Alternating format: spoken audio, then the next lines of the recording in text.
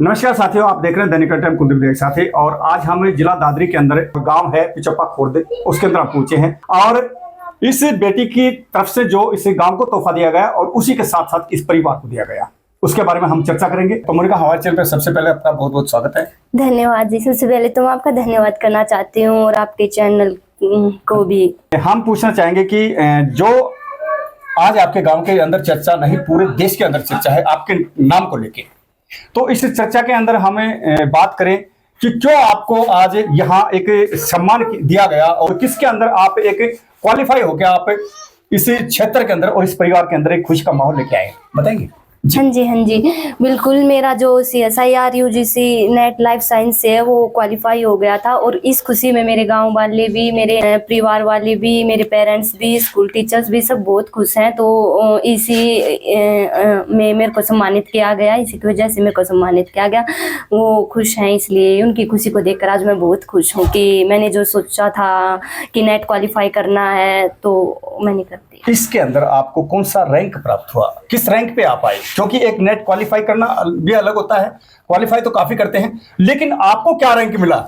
मेरी जो इंडिया में रैंक है वो मेरी 5th रैंक आई है। तो जो मेरी रैंक है उसको देखकर तो मैं बहुत खुश हो गई कि मेरी 5th रैंक आई मेरे को। तो क्योंकि एक बच्चे के हाथ में तो मेहनत करनी होती है, तो वो मेहनत करता है, तब ये थोड़ी ना सोचता है कि तेरी रैंक आएगी, क्या पता निकलेगा या ना निकलेगा। तो तब ऐसा कुछ भी नहीं था, लेकिन रैंक वगैरह देखने के बाद मेरे को ये हो गया कि हाँ, आज मैंने कुछ हासिल किया है, अपने पेरेंट्स का नाम रोशन किया है, अपने परिवार के लिए कुछ किया है, अपने गाँव के लिए कुछ किया है। और साथ ही मैं बताना चाहूंगा कि ऑल इंडिया के अंदर 5वां रैंक इनका आया है, क्योंकि एक तो होता है हरियाणा लेवल पे, लेकिन इन्होंने तो पूरे इंडिया के अंदर इन्होंने नाम रोशन किया है। और तो किस प्रकार से यहाँ तक पहुंचे हैं, तो आपने कैसे इसके तैयारियां की, किस प्रकार से आपने इस रैंक को हासिल करने के लिए काफी मेहनत की होगी, कैसे की, थोड़ा बताएंगे? क्योंकि देश के पूरे बच्चे आपको देख रहे हैं, बताइए। हाँ जी बिल्कुल। मैंने घर से ही ऑनलाइन क्लासेस ली और घर पे बैठकर ही मैंने अपनी पढ़ाई की है। सुबह 9 बजे मेरी क्लासेस स्टार्ट हो जाती थी, 3 या 4 बजे तक मेरी क्लासेस रहती थी। उसके बाद मैं थोड़ा सा रेस्ट कर देती थी, वो ये फिर 11-12 बजे तक पढ़ना, बस यही था। क्योंकि ये जो प्रोसेस होती है ना, ये ज़्यादा लंबी नहीं होती, इसमें 3-4 महीने का ही टाइम मिलता है। तो एक बच्चे को 3-4 महीने ही मेहनत करनी पड़ती है। तो मैं ये सोच रही थी कि 3-4 महीने में मैं कुछ कर लूँगी तो ठीक है। तो इन महीनों में मैंने बहुत मेहनत की और लास्ट में मेरी मेहनत रंग लिया। इसके अंदर पहुंचने के लिए आपका मार्गदर्शन कहाँ से हुआ? आपके पापा की तरफ से, मम्मी की तरफ से, या आपके टीचर्स की तरफ से? देखो, क्योंकि मार्गदर्शन के बगैर कुछ भी नहीं होता। हाँ, एक हमें रास्ता दिखाया जाता है तो हम मेहनत करते हैं, इसके बारे में बताइएगा। सबसे पहले तो पेरेंट्स से अपने बच्चे के बारे में, उन्होंने मेरे को ऐसे स्कूल में एडमिशन दिलवाया जहाँ से टीचर्स ने मेरे को सपोर्ट किया। तो सबसे पहला सपोर्ट तो मेरे पेरेंट्स का ही है, मेरे स्कूल टीचर्स का भी है, उन्होंने भी मेरे को बहुत सपोर्ट किया है, मेरे सर ने भी, सुमन मैम ने भी। तो बस यही है कि अपनी फैमिली का भी, मेरे छोटे भाई का भी, सबका बहुत बड़ा हाथ है इसके पीछे। एक शहरी क्षेत्र में बच्चे होते हैं, वो काफी स्टडी करके निकलते हैं, लेकिन आप एक किसान परिवार से रहते हुए और एक किसान परिवार के साथ साथ ग्रामीण क्षेत्र से निकल के आप आगे आए हैं, तो उन दोनों में क्या डिफरेंस होगा, शहरी क्षेत्र के बच्चों में और एक ग्रामीण क्षेत्र के बच्चों में? डिफरेंस कुछ नहीं होता, बस डिफरेंस होता है अपनी मेहनत का। कोई बच्चा कितनी मेहनत कर रहा है, कोई कितनी कर रहा है। अगर एक बच्चा है ज्यादा करता है, एक कम करता है, तो यही है कि मैं गांव में रहकर भी मैंने मेहनत की है। तो मेरे को यही है कि डिफरेंस कुछ नहीं होता, बस मेहनत करो, चाहे गाँव में हो या चाहे शहर में हो, बस मेहनत करो, अपने माँ बाप का नाम रोशन करो। इसके अलावा कुछ और भी टारगेट होते हैं, जैसे IAS अधिकारी होते हैं या एडवोकेट होते हैं। इसके अलावा काफी ऐसे रास्ते हैं जिनके ऊपर जाते हैं बच्चे काफी, लेकिन आपने इसी को क्यों चुना? इसमें क्या बेनिफिट है कि आप इसके अंदर जाएंगे? वो होता है ना कि एक बच्चे का इंटरेस्ट होता है, किसी की रुचि होती है साइंस में, किसी की होती है आर्ट में, किसी की होती है कॉमर्स में। तो मेरा यही था कि 11th क्लास से ही मैंने मेडिकल चूज कर लिया था और तब से ही मैंने ये सोच लिया था कि नेट क्वालिफाई किया जाए तो अच्छा है, क्योंकि मेरा इंटरेस्ट ही इसमें था, मेडिकल में। मेडिकल का इंटरेस्ट था। और अभी आप टीचर्स लेक्चरर्स पद पे जाते हैं, लगते हैं, तभी आप बच्चों को किस प्रकार से शिक्षा देंगे, क्योंकि आपने भी शिक्षा ग्रहण करने के बावजूद आप इस पायदान तक पहुंचे हाँ जी, हैं, बिल्कुल। तो आप बच्चों को कैसे ट्रक सकते हैं? बस मैं बच्चों को ऐसे ही संस्कार देना चाहती हूँ जैसे मेरे टीचर्स ने मेरे को दिए हैं, जैसे कि उन्होंने मेरे को मोटिवेट किया, उन्होंने मेरे को गाइडलाइन दिया, मैं भी बच्चों को वही देना चाहूंगी कि अच्छे से अच्छी मेहनत करो, पढ़ो। और बस यही है कि एक टीचर्स अपने स्टूडेंट का भला ही सोचता है, वो अच्छे से अच्छा करने की कोशिश ही करता है, तो मैं भी अपने बच्चों को ऐसे ही ट्रीट करूंगी। कुछ परिवारों की इस प्रकार की सोच होती है कि हमारी बेटियों को बाहर न भेजें, और कुछ परिवार बच्चे को खुला छोड़ते हैं, लेकिन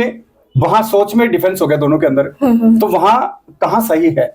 और कुछ बच्चे रास्ते से भटकते हैं, तो इसके बारे में बताइए, विशेष करके आप बताइए, बच्चे रास्ते से क्यों भटकते हैं, बेटी हो या बेटा हो दोनों, विशेष करके हम भी यही चर्चा करते हैं हर बार आपसे, तो इसके बारे में बताइएगा, आपका विचार क्या है? ये मेरे पेरेंट्स ने कभी भी मेरे को फोर्स नहीं किया कि तू घर पे रहकर पढ़ाई कर, तू बाहर मत जा। उन्होंने मेरे को कभी भी फोर्स नहीं किया, बल्कि उन्होंने तो मेरे को ये बोला कि तू बाहर जाके कोचिंग ले, दिल्ली से ऑफलाइन कोचिंग ले ले, ऑनलाइन में नहीं होगा।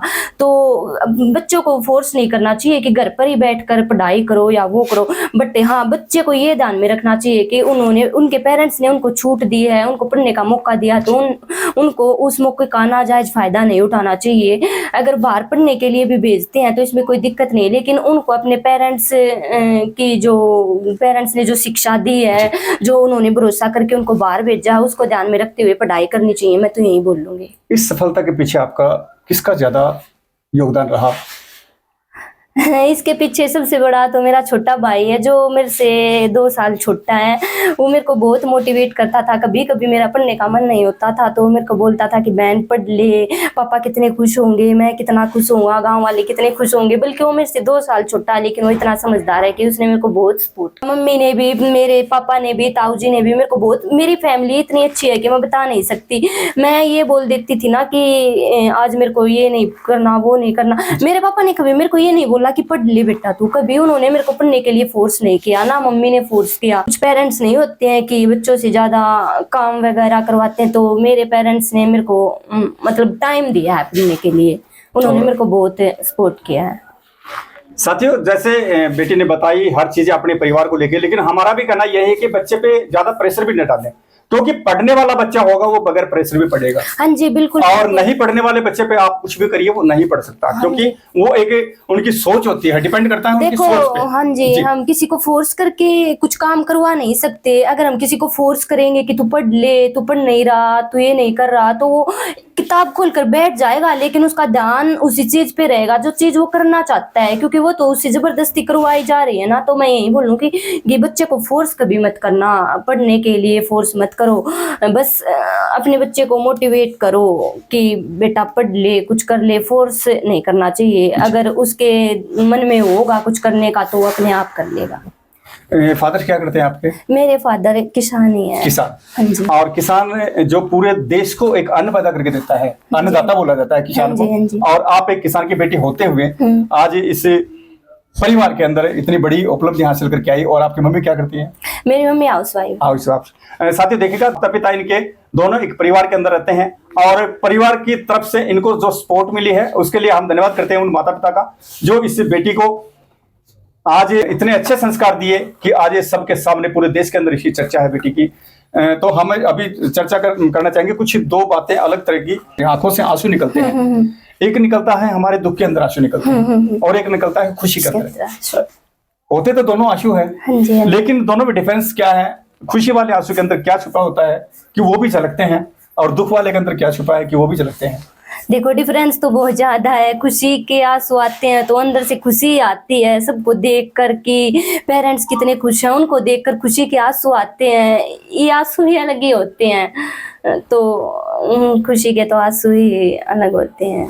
खुशी तो अभी जो अपने देश की, पूरे देश की जो बेटियां हैं, उन बेटियों को आप अपनी तरफ से ऐसा क्या संदेश देना चाहेंगी जो उनको भविष्य में काम आए, विशेष करके बेटियों को?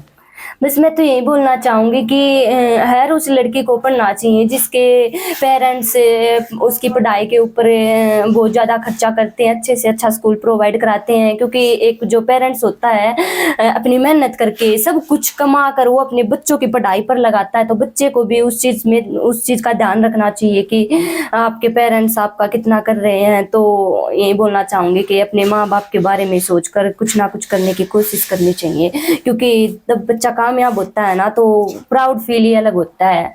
पेरेंट्स को नहीं बल्कि सबको ही होता है, गांव वालों को भी, रिश्तेदारों को भी, सबको ही होता है। और आज आपके गांव के अंदर आपका एक भव्य स्वागत समारोह रखा गया। हाँ जी, हाँ तो जी। ग्रामीणों को क्या कहना चाहेंगे आप? सबसे पहले तो मैं अपने गांव वासियों को, जितने भी मेरे काका ताऊ चाचा, सबको मैं धन्यवाद देना चाहूंगी मेरा इतना अच्छे से सम्मानित करने के लिए। उन्होंने मेरे को इतना अच्छा सम्मानित किया, उनकी खुशी को देखकर मैं इतनी खुश हो गई कि मैं आपको बता नहीं सकती। आज तक इतनी बड़ी शायद मेरी लाइफ में कोई खुशी नहीं आई होगी जो आज, जो खुशी मैंने हासिल की है ना, उस खुशी को देखकर मैं इतनी खुश हो गई।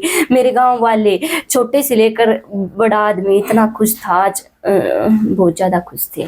तो साथियों, आपने हमारे साथ देखा बेटी का इंटरव्यू, और के अंदर इन्होंने अपने जो राज थे वो सभी आपके सामने खोल कर रखे। तो हम यही चाहते हैं कि हर बच्चा, लड़का हो या लड़की, मेहनत करके अपने माता पिता और क्षेत्र और देश का नाम रोशन करे। इसी तरह से आप देख रहे थे दैनिक टाइम, खुद के साथ।